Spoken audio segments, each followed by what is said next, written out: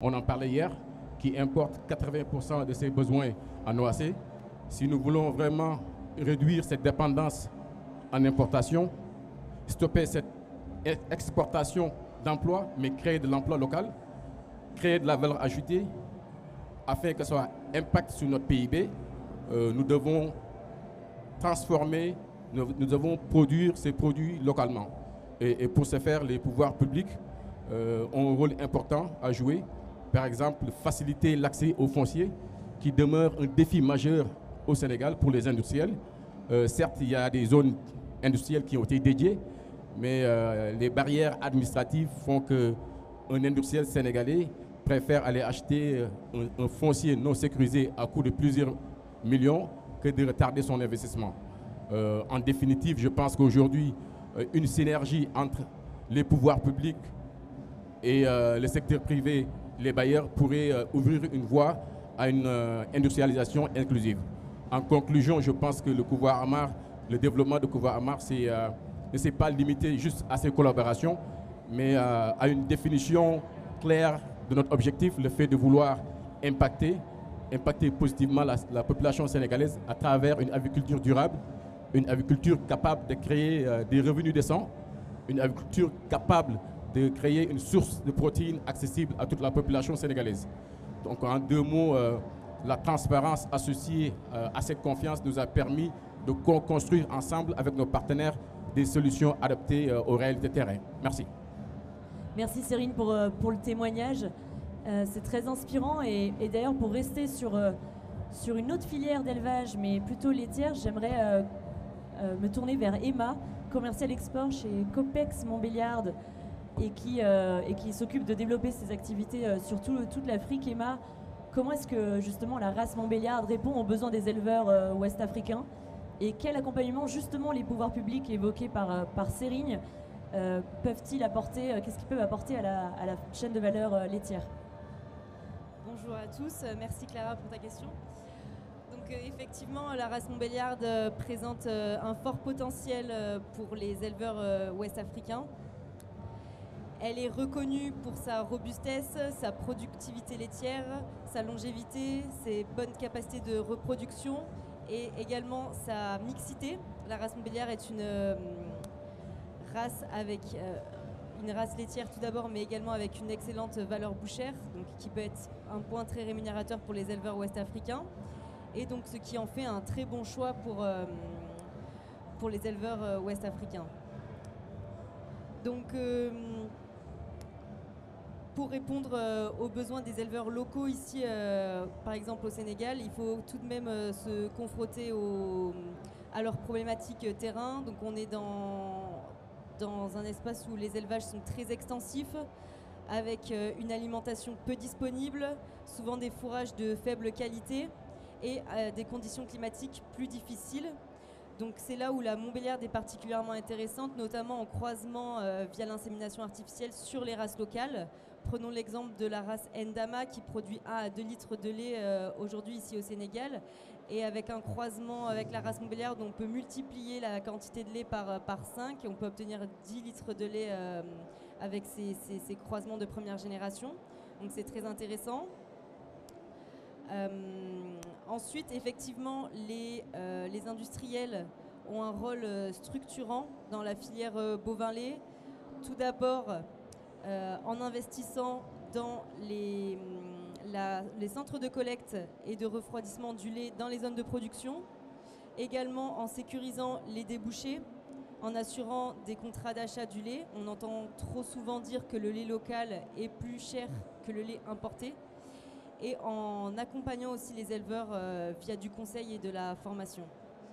Quant au pouvoir public, ils ont également un rôle essentiel, effectivement, pour aider les éleveurs à investir dans la génétique améliorée, telle que la race Montbéliarde, via l'insémination artificielle et l'importation de semences, ou encore via l'importation d'animaux vivants, donc de génies gestantes Montbéliarde par exemple, comme cela a été fait via l'ANIPL en février dernier et l'année dernière.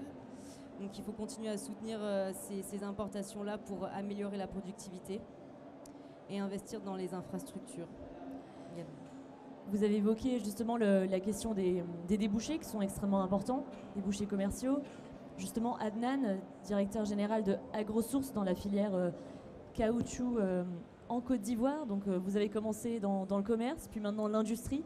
Comment est-ce que AgroSource, quels enseignements tirez-vous du cycle complet du champ à l'export? Merci beaucoup Clara pour mon intervention ici aujourd'hui. Donc effectivement, nous on a débuté nos activités en 2018, donc au niveau d'Abidjan, en Côte d'Ivoire. Donc en fait, on a commencé tout d'abord dans un premier temps au niveau du trading entre les champs, enfin les planteurs dans les zones rurales et vers les usines. Et donc ensuite, on a intégré toute la chaîne de valeur de nos activités, petit à petit, pour répondre à plusieurs problèmes. Donc premièrement, pour donner déjà un accès au marché, aux planteurs, pour la première chose. La seconde chose, c'était aussi de pouvoir intégrer en termes de logistique pour faciliter aussi la sortie des produits vers les différentes plateformes d'achat. Et en tout dernier, on a décidé de faire la transformation locale qui nous permettrait d'ajouter de donner plus de valeur ajoutée à nos produits. Et en deuxième information également, c'est que toutes nos activités sont centrées autour des zones rurales aujourd'hui en Côte d'Ivoire. Et on s'est aussi également exporté dans différents pays, déployé dans différents pays, dans la sous-région également. Voilà. Merci pour le témoignage et justement sur un acteur qui ressemble à AgroSource mais sur une toute autre filière mais également intégré. Je me tourne vers le groupe, je prends un micro, vers le groupe Soufflé. C'est bon Clara. Ah c'est bon, pardon. Justement, le Soufflé donc, est à mi-chemin entre le commerce et l'industrialisation locale. Comment on concilie les deux métiers pour créer cette filière agricole? C'est très simple, puisque ce sont des filières verticales. Donc, moi, j'interviens plus particulièrement sur l'acte d'importer des céréales ici au Sénégal, mais aussi également la démarche que nous avons toujours eue auprès de nos clients qui sont les meuniers, c'est d'avoir une approche qualitative et de conseil sur la manière dont les farines sont produites, sur comment on peut essayer de travailler avec nos clients pour trouver des formules qui soient compétitives. Et je crois que la compétitivité, on en a un petit peu tous évoqué, mais c'est essentiel pour constituer des filières. Donc déjà avoir une première transformation en local, et puis ensuite développer la filière, peut-être dans l'aval, c'était ce que nous avons fait dans les années précédentes. Et puis aujourd'hui, on s'aperçoit qu'avec les besoins qui sont croissants, liés à la fois à la démographie, liés aussi à l'émergence d'une classe moyenne, la consommation de viande qui progresse, notamment avicole, et on le voit, le témoignage, particulièrement les couvoirs de Sérine sont très évocateurs. Il faut qu'on arrive à concilier un équilibre entre répondre aux besoins d'être compétitif, donc avoir des matières premières qui soient bon marché pour pouvoir faire une alimentation du bétail qui permettent d'être compétitif sur les marchés et d'avoir une alimentation qui soit affordable, qui soit abordable, et en même temps essayer de réunir les ingrédients qui permettent qu'on puisse localiser une production agricole et que tout ne soit pas importé. Il y a des choses qu'on, par nécessité, ne pourront continuer à être importées. Je pense que le blé en est un exemple, puisque c'est une culture qui est difficile pour des raisons climatiques ici pour être productive. Mais par contre, quand je vois ici le climat sur lequel on est, les terres qui existent, faire du maïs, faire de la protéine végétale, c'est assez facile. Je parle de ma fenêtre, mais clairement, et je pense que c'est le rôle dans lequel je m'inscris, c'est pas uniquement être dans l'accompagnement de la filière verticale, mais aussi de voir comment on peut aider nos clients à redévelopper ou à développer des cultures en local qui viennent alimenter toute cette filière qui est en plein boom de production de viande, et particulièrement sur le secteur avicole.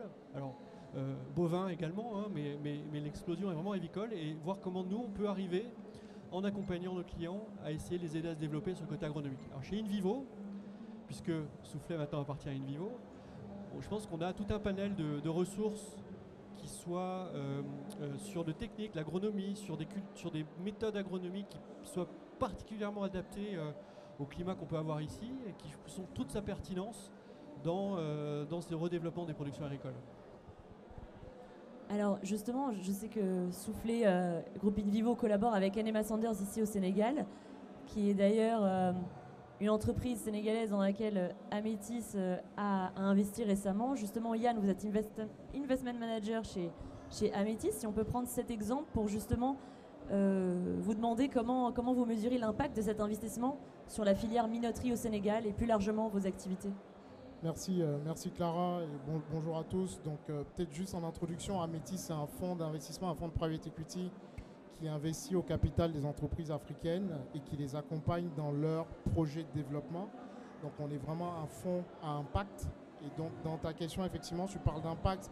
Sur NMA, peut-être ce qu'il faut noter rapidement, c'est que l'investissement d'Amétis a été concrétisé à la suite du décès du fondateur, Feu Ahmed Amar.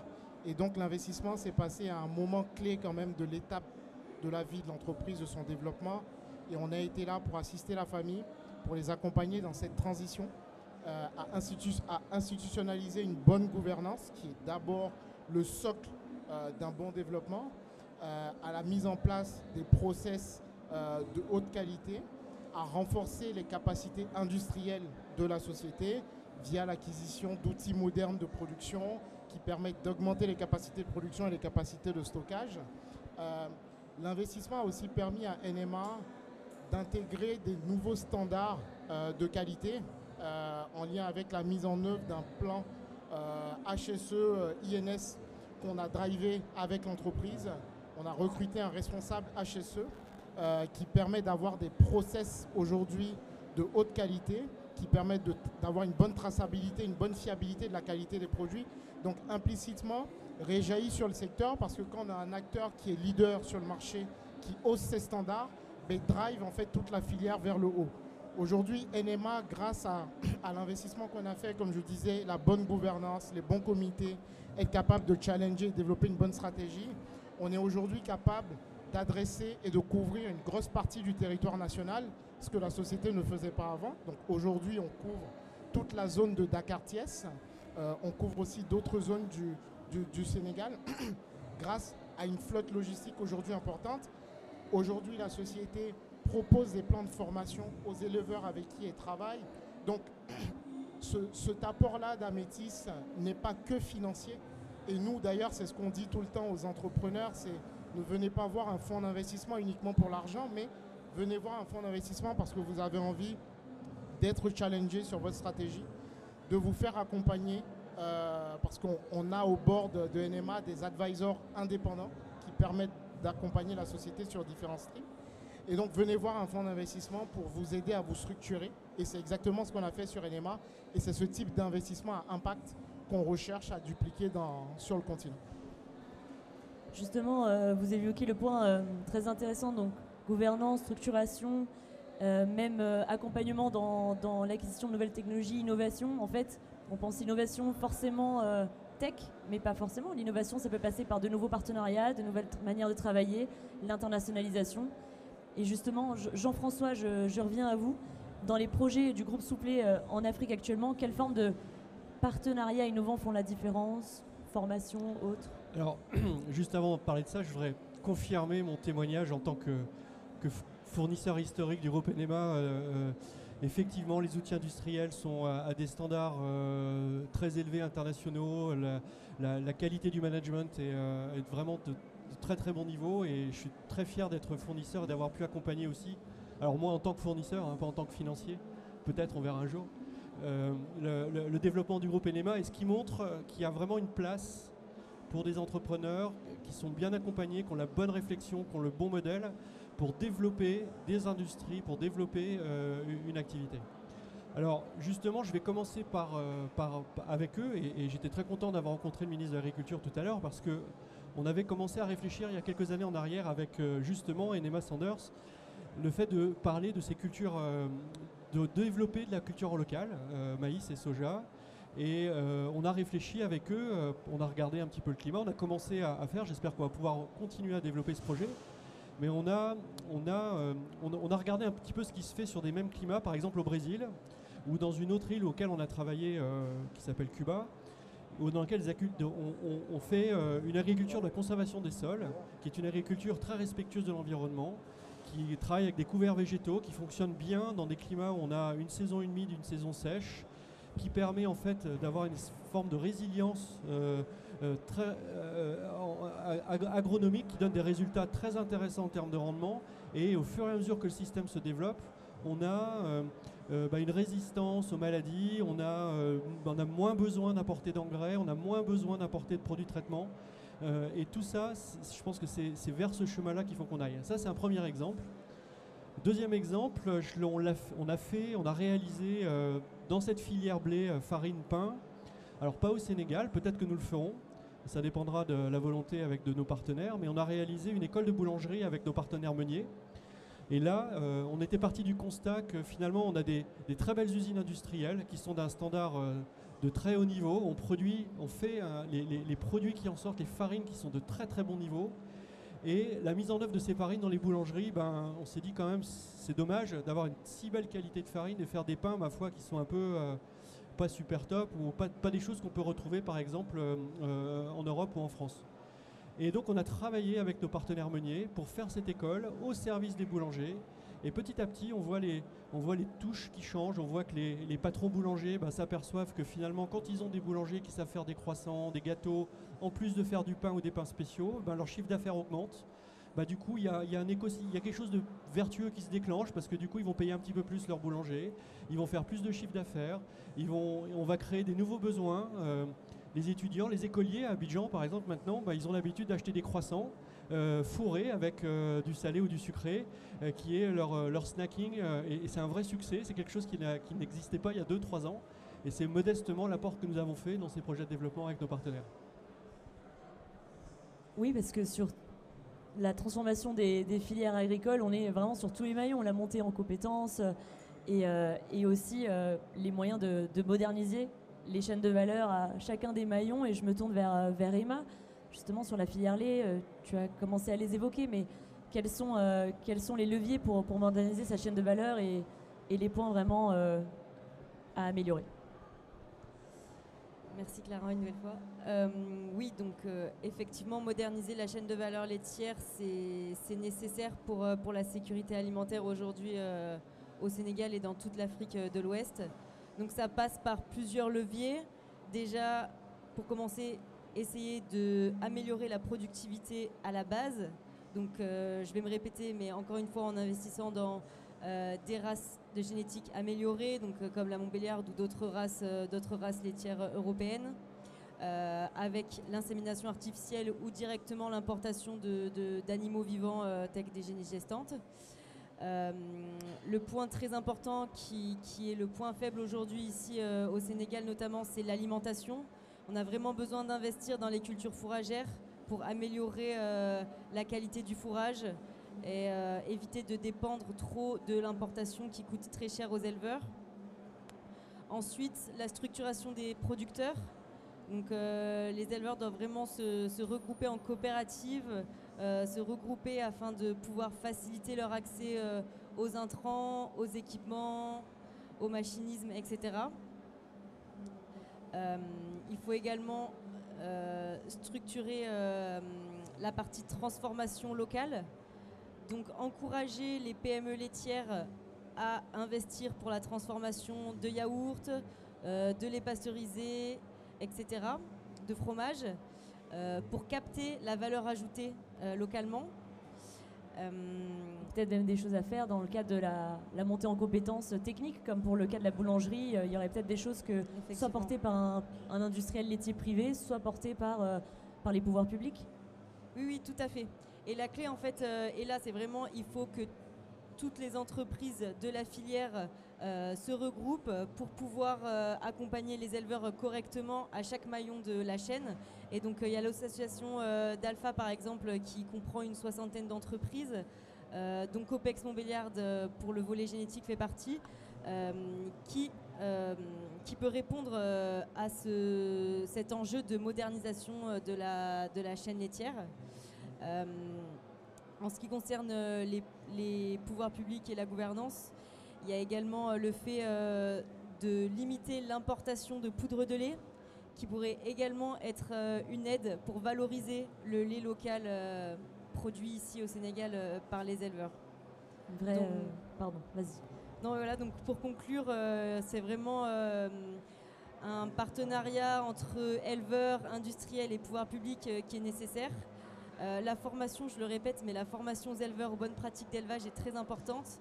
Et nous, Copex Montbéliard, en tant que coopérative agricole et importateur de génétique de la race Montbéliarde, on est prêt à aider la structuration de la chaîne laitière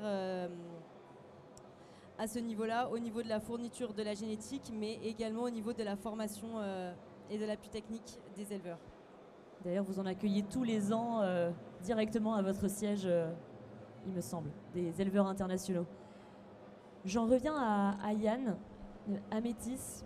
Vous avez évoqué tout à l'heure vos investissements sur le continent africain. On vous connaît surtout pour ça. Mais il me semble que vous avez également un réseau en France. Et comme ici, on est en Afrique de l'Ouest, mais on est aussi à l'international, qu'est-ce qu'Amétis peut apporter ?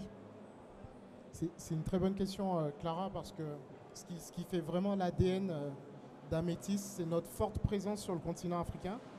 On a aujourd'hui 8 bureaux qui nous permettent de couvrir tout le continent africain, l'Afrique du Sud, l'Afrique de l'Ouest centrale, l'Afrique de l'Est et le Maghreb.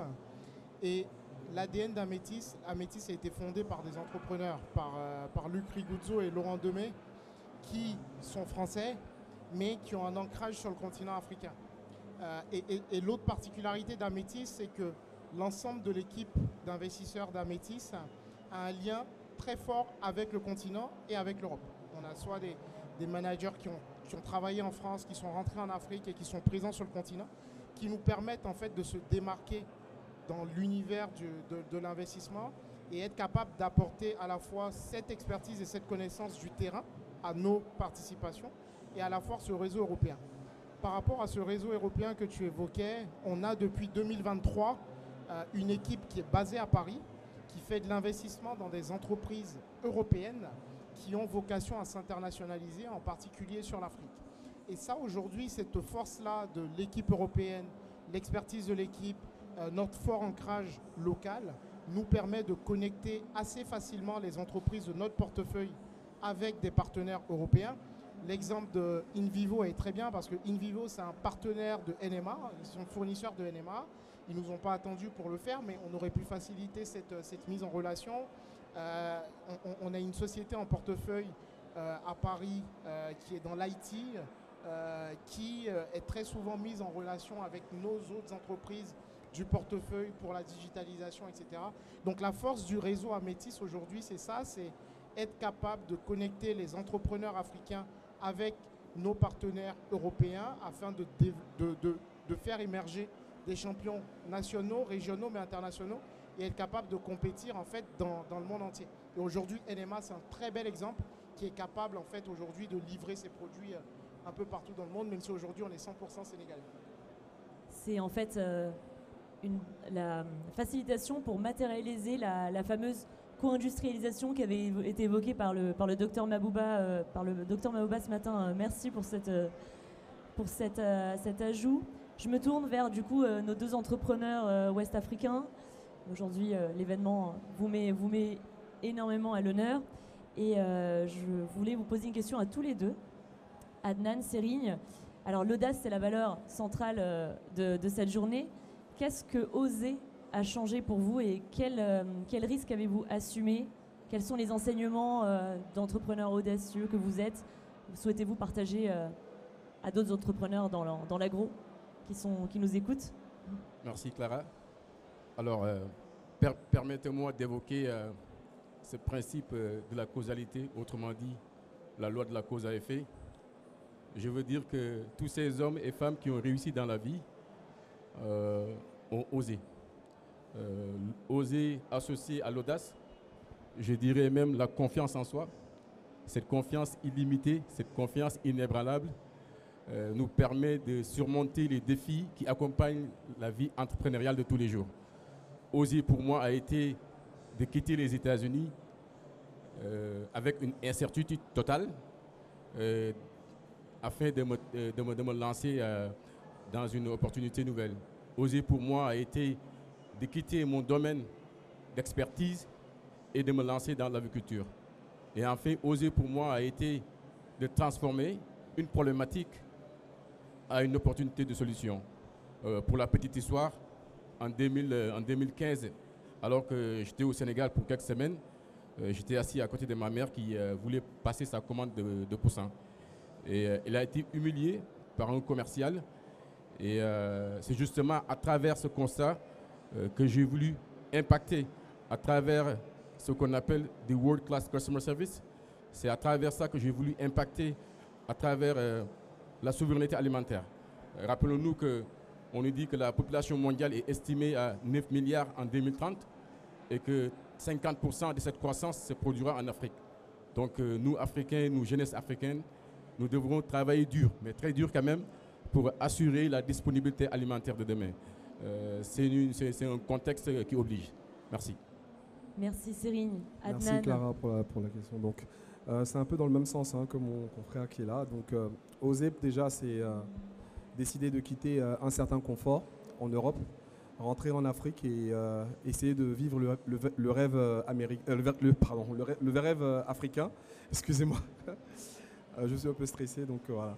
Donc c'est un peu ça, oser, c'est répondre à des défis locaux. Oser, c'est avoir l'audace aussi également de prendre des risques, mais des risques mesurés. Donc, et c'est avoir aussi cette... c'est vrai que entreprendre, les raisons de l'entreprise sont économiques, mais aussi sociales et environnementales. Donc c'est ce qu'on a fait nous dans le cadre de nos activités.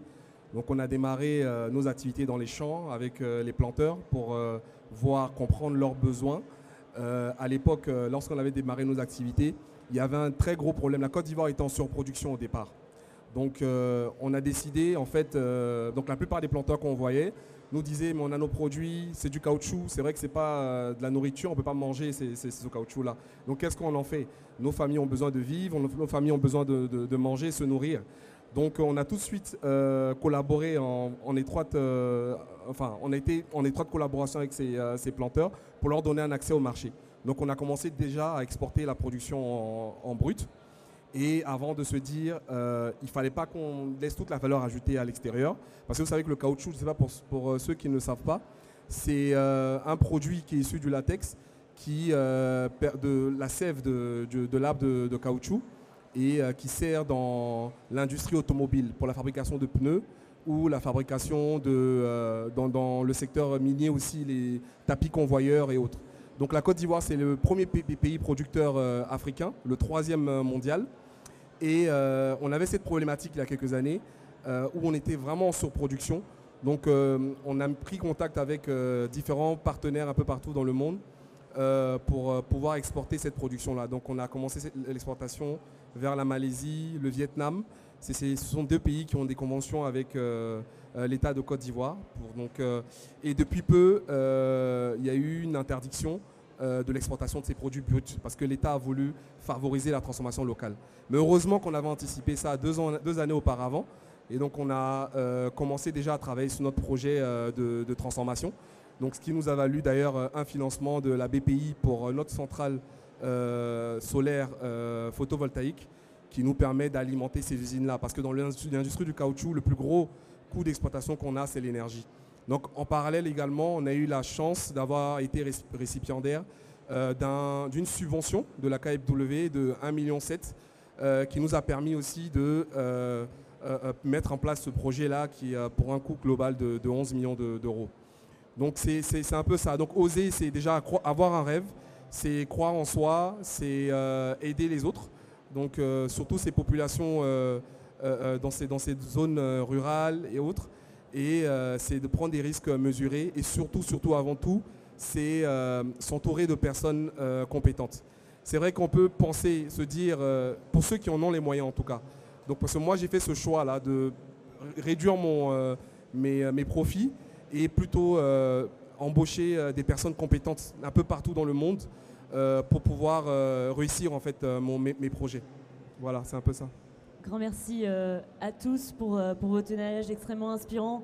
Je pense que tous, vous osez, vous travaillez sur chacune de vos filières, des fois seuls, pour commencer, pour les plus audacieux comme Serine et Adnan. Et ensuite, avec le mot qui est revenu, je pense, le plus souvent sur ce panel, qui a été la collaboration, la synergie, les innovations dans ces collaborations, tout ça dans le sens de la structuration de toutes ces chaînes de valeur agricoles. Et je vous remercie énormément et je vous souhaite un bon Inspire and Connect. On clôture l'Agora Agro de cet après-midi.